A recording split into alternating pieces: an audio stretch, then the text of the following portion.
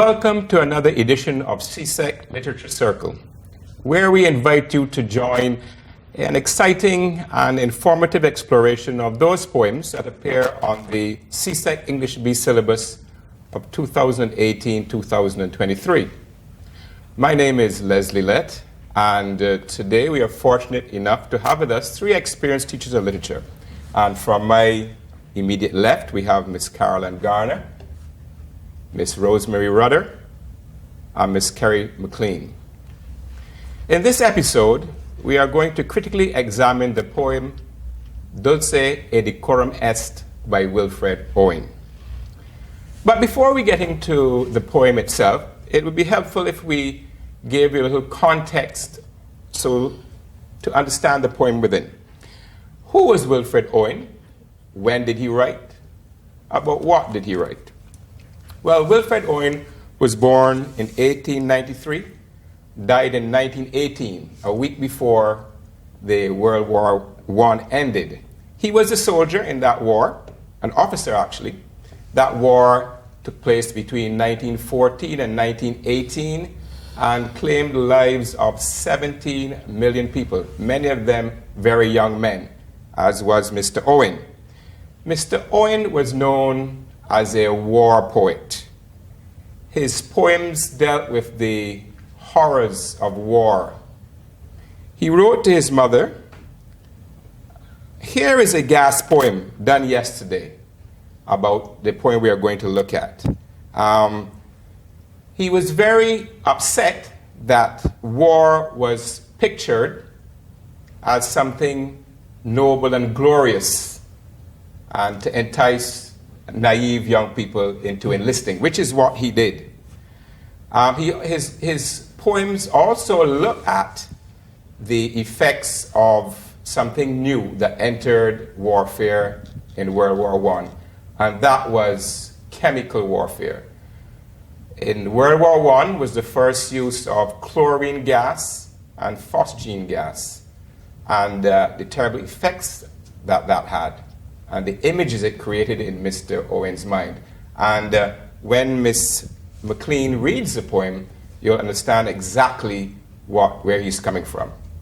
With that being said, I'm going to invite Miss McLean to read the poem Dulce et Decorum Est, and then we'll start our discussion. Dulce et Decorum Est.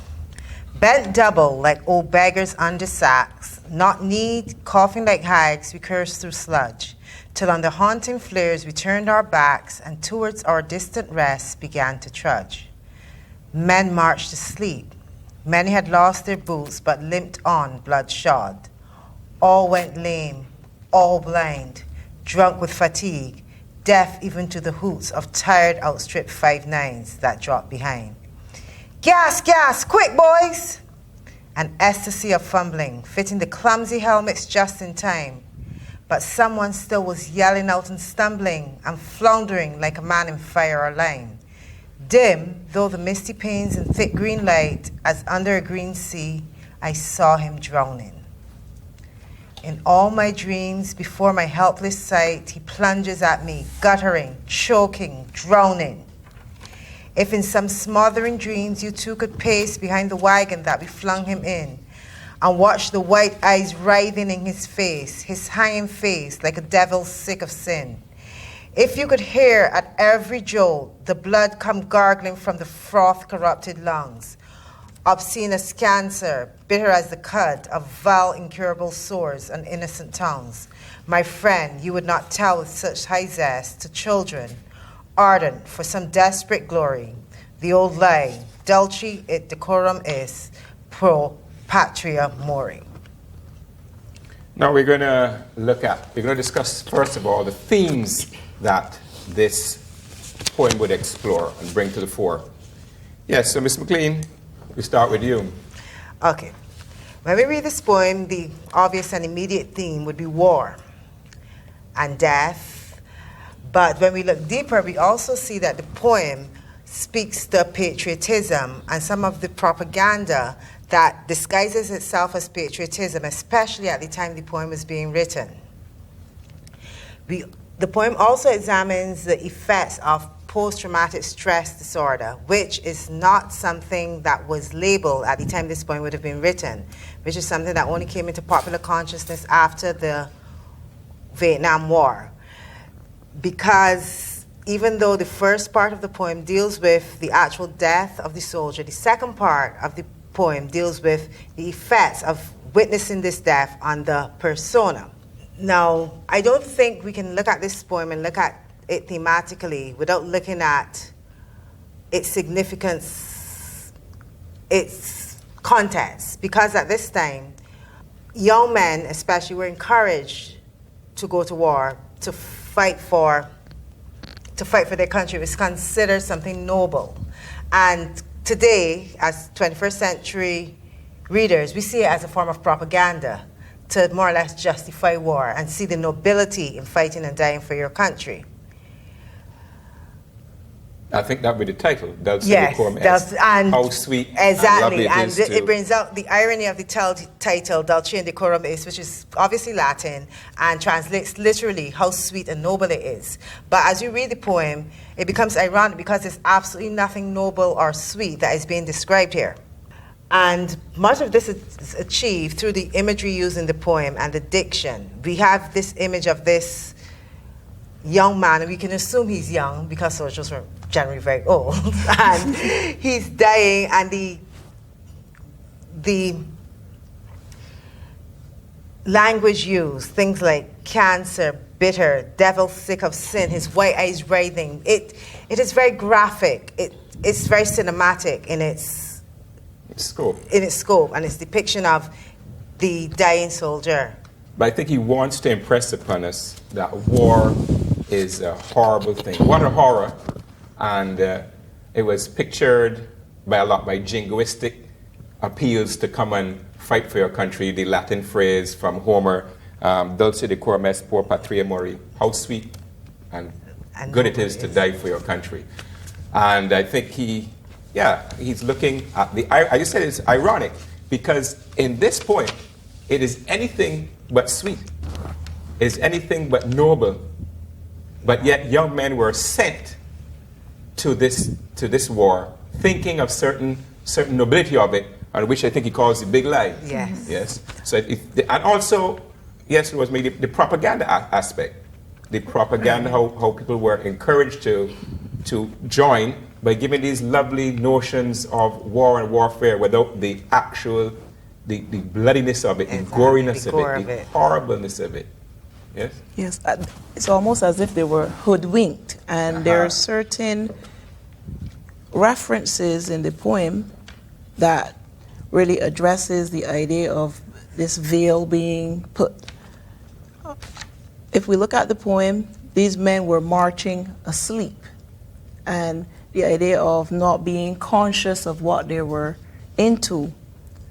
Additionally, that's reinforced by not only are they asleep, blind, all the senses, yes, deaf to the hoots, drunk with fatigue, but it is a reality of the war, but it's also what I think Owens was pointing to when he calls it a lie, because what they were told to encourage them to join the fight was definitely not what they saw. Yeah, I think it's an important comment on what we are told, what the combat is told by power and authority, who stay on the back lines. They're on the front lines, and they send young men like fodder to be cut down. And I think we have to look at the graphicness that comes from this poem. So we should look at how graphic he makes it. As you said, it's cinematic. You can almost see it, the horribleness of it. You can hear the cries. Unless we can look at the imagery and the diction to look at how this sense of the real horror of it, and not the prettiness of it. Yes. Exactly. From the onset, I would say, Leslie. You see the negative impact. These are young men, but yet they're bent. Like old beggars. Like old beggars and hags. Coughing like hags. They're coughing. So they're all spent out. And this is just the beginning. Exhaustion, fatigue, beggars, coughing. That's unhealthy. And I think what is interesting, this would have been completely different from the popular perception of war. To die for your country is the most honorable thing you can do. So we've heard. But of course, this, as you rightfully said, this is not from people who are actually there. This is the reality. This is the horrors. It ages you. And I think that comes through a whole lot in the first stanza, as you said, with the word choice. These aren't young boys anymore. By the time you come back, you are no longer a boy. And it doesn't end there, which is why the second part of the poem deals with, this is the after effects of it now. You are home. You're no longer in the trenches, but you're suffering via your dreams. In all my dreams before my helpless sight. Once again, even though the senses have been restored, your sight, you're powerless because you cannot control what you dream. And so this notion of repeating it all the time, and as you said, the graphic language used here, devil sick of sin, blood gargling. We're looking at the fourth stanza. Yeah. The fourth, froth corrupted lungs, cancer, bitter as the cud, incurable sores, and contrast to the innocent tongues. Technically, these boys should still be innocent. They're still relatively young men, but they're not young anymore because of what war has done to them. The youth has been stolen. The youth has been stolen. So if you can go, shall we try, let's go in from stanza. Let's go stanza by stanza, and we can look at it. I think students would like to know the language that is being used to present the thing, because we will know we'll look at tone too, because tone will be the attitude the poet has towards the subject. Mood is a little different. Mood is the emotion evoked from the reader. But so we look at both of them because they're very much intertwined. A lot of these topics we have, the headings like theme, persona, mood, tone, diction, we use those as if they are discrete, separate categories, when they're not. They're all intertwined. But for convenience sake, you will hear us categorize and compartmentalize these things. But that's artificial, so we have to keep that in mind. But let's look at the first stanza. Look at the images we have there. Look at the imagery we have. The first one is one of pain, bent doubled, like old beggars under sacks. They're burdened. They're burdened. Hags. Then they're not need and coughing like hags. That is unhealthy. There's some unhealthiness of it. And they're going through sludge. That word sludge. Even the sound of it. Everything filthy. Even the sound of it, it's onerous, it's heavy. The haunting flares, and they're trudging. They're laboring. It's all laboring something. They are burdened. They're asleep. They're tired. People have no shoes on. They are bleeding. They're limped, bloodshot. They're disabled. They're lame. They're blind. They're deaf. Their senses have been lost. And of course, this mirrors the rhythm in this poem too. It's a laborious rhythm. It doesn't flow naturally because these boys, I should say, can't flow naturally anymore. Too heavy is the burden that they bear from being at war. And the rhythm reflects that. And the rhythm reflects that. Yeah. Well, what is the recurring question then? Is how can we tell them this ole? Because everything we've seen in the stanza, nothing is dulce, sweet. Decorum Est. Exactly. So then the poem becomes an indictment of the propaganda associated with war. Definitely. And we see it still. It's back. We see it in the 60s candidates, but don't ask what you can do, what your country can do for you. Ask what you can do for your country. And I've been hearing that repeated right here in Barbados. Right now, this in the fear, what can you do for your country? Obviously in a different context, but all the time you're hearing, it's about self-sacrifice, it's about self-sacrifice. The propaganda that comes with patriotism, that can become propaganda when the realities of what people have to go through. How a sense of patriotism can be exploited. Yes, exactly. To get people to do things that are like that. detrimental to their... And therefore, that's why I think the imagery, right? Imagery is kind of central in this poem, and that's his focal point. It is almost like a persuasive technique.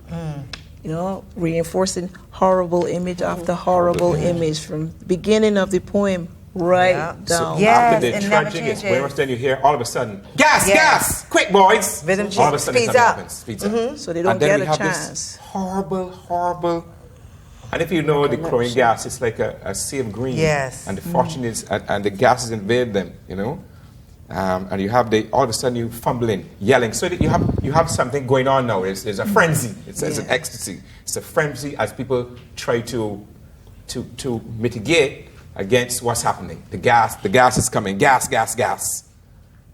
And one person, It's left behind. unfortunately, Does not get on his helmet in does time. not get on. And there's some images that Yeah. I advise students to go on Google Images, just put in World War I effects of phosgene gas or chlorine, and they will see these horrible images of disfigurement. The gas that would corrupt all the respiratory system, would turn it into mush very quickly. Yeah. And imagine this is a young man, because Wilfred Owen was a very young man. He saw this. He was very enthusiastic with the war. He enlisted. He was an officer. He was soon very disenchanted. Yeah. Yes. I don't think a child reading this poem, even if World War I is a historical event that was way before their time, would not get the horrors of war. This is really graphic. It's We're going to really come to that graphic. exactly, because that fourth stanza is something that stands Yeah, out. But we it have the is. third stanza, just a quick stanza, 2 lines. A couplet. But as Kerry was saying, Mr. McLean was saying, it changes the shift from what happens on the battlefield to how it's a personal effect now. It's invading his dreams. You can't get rid of it. The horror is always with you. Never leave. It never Never leaves you. And leaves. this is the consciousness. The consciousness is in the dream. They are now awake to the horrors of war. Yes?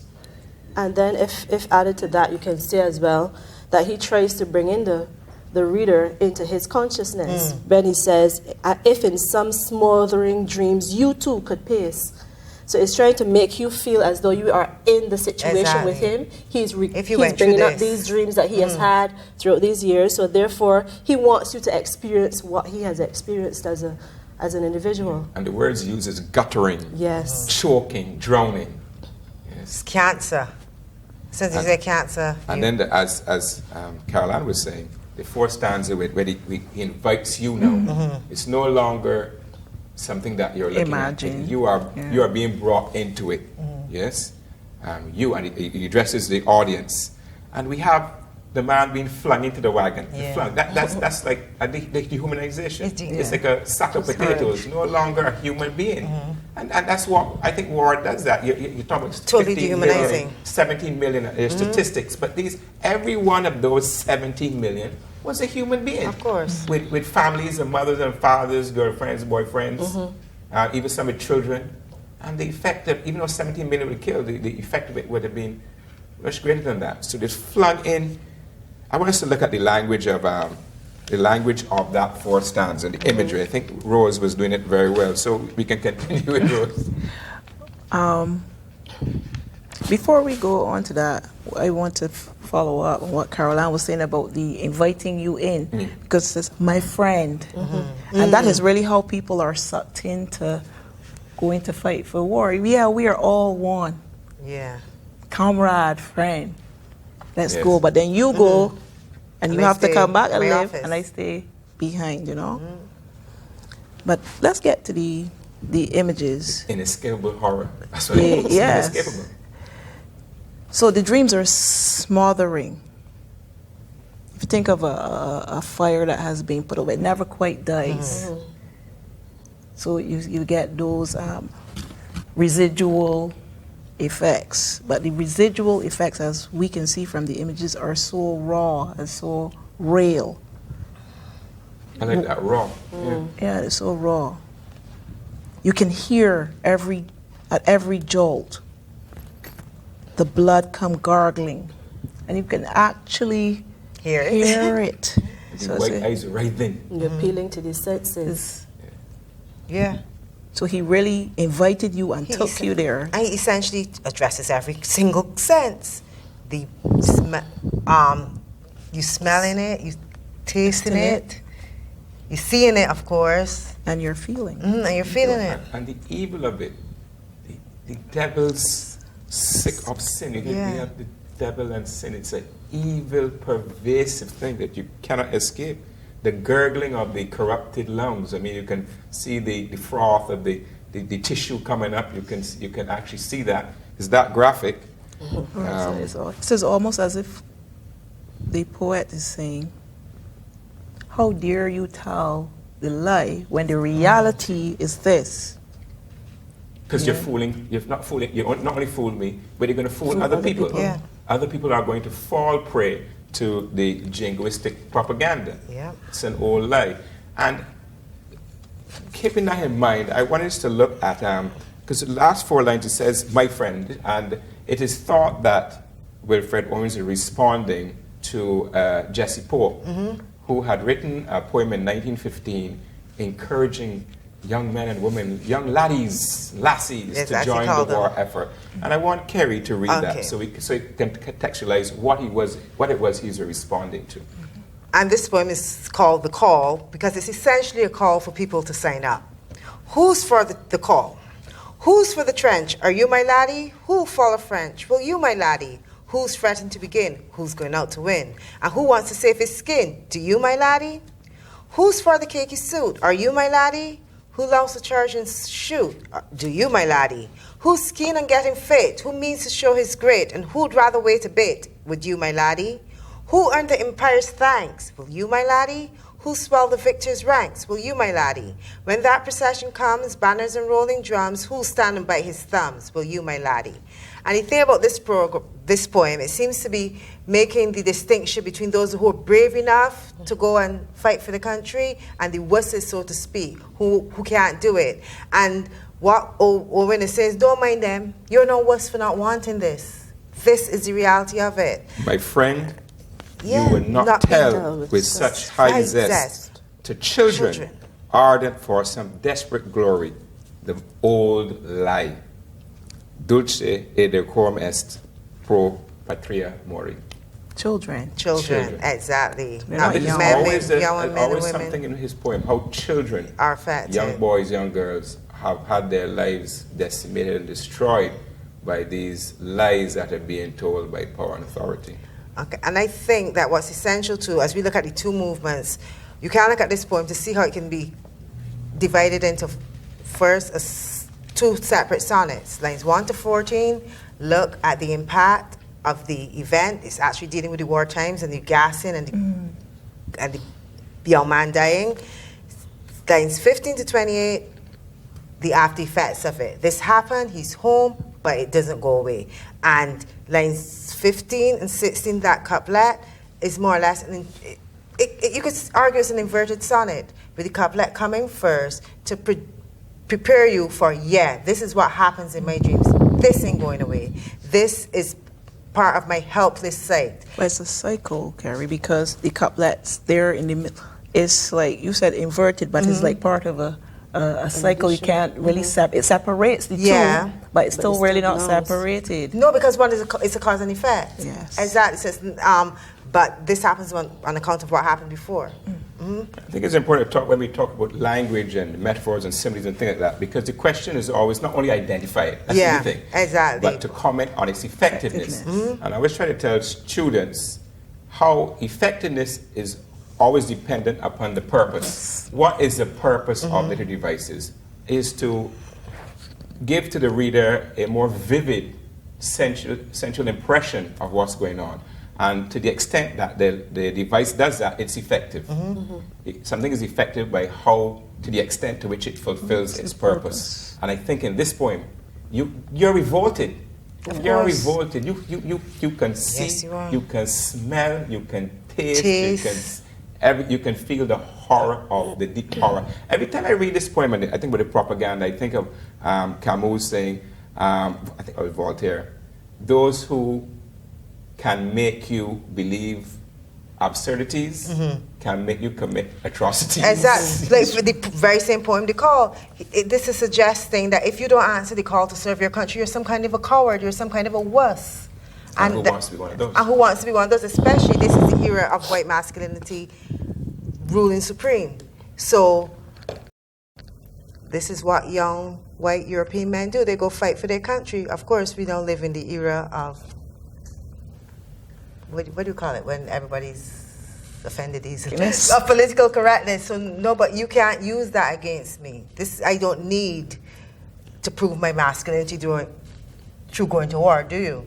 So this would, but that's us now. Well, young people now, but this would not have been the case for people 1914 to 1918. I think that's the point that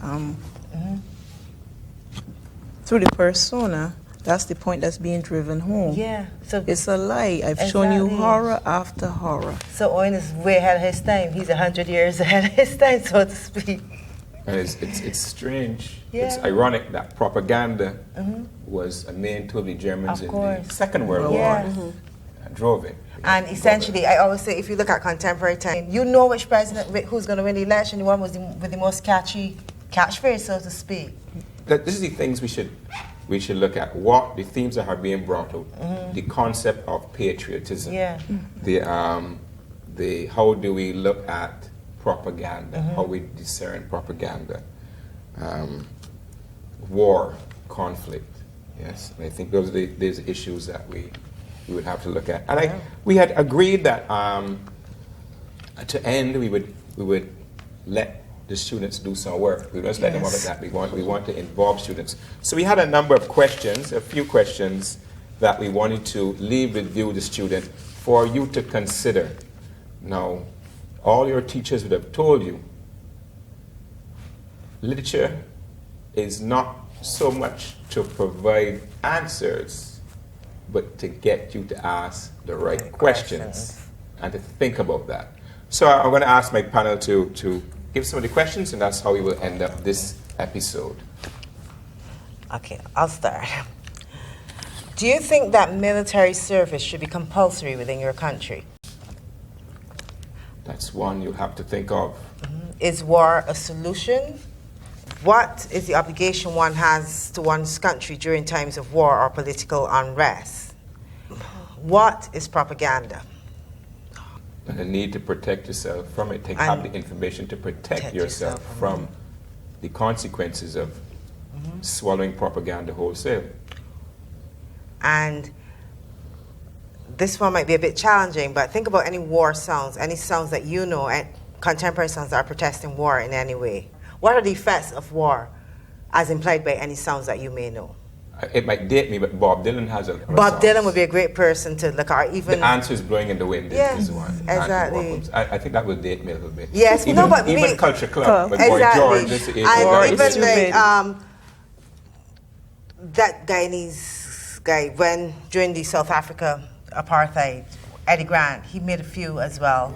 But I think I encourage students to also look at the other poem from Wilfred Owen, Anthem to Doomed Youth, is it? Okay, yes, That's we a have good it one. here. So, and funny enough, this one also takes the form of a sonnet, but a single sonnet, obviously, And it's so ironic because sonnets are supposed to be love. exactly. But here, Owen is using them to totally different ends. Okay, I'll read it for you quickly. Anthem for Doomed Youth. What passing bells for those who die as cattle? Only the monstrous anger of the guns. Only the stuttering rifles' rapid rattle can patter out their hasty orisons. No mockeries now for them, no prayers nor bells, nor any voice of mourning save the choirs, the shrill, demented choirs of wailing shells, and bugles calling for them from sad shires. What candles may be held to speed them all, not in the hands of boys, but in their eyes, shall shine the holy glimmers of goodbyes. The pallor of girls' brows shall be their pall, their flowers the tenderness of patient minds, and each slow dust a drawing down of blinds. Again, boys and Boys, girls exactly. being led like innocent lambs. Led like cattle to the slaughter, slaughter. exactly. What the animal imagery is again, the dehumanizing effects of war. Well, we'll end this episode on Dulce, Decorum Est. Today, I hope you have enjoyed the discussion. I hope you have learned something. And we really want you to think about the questions we have presented. This is, it is said, a poem to make you question certain things and to search for your own answers. Good evening.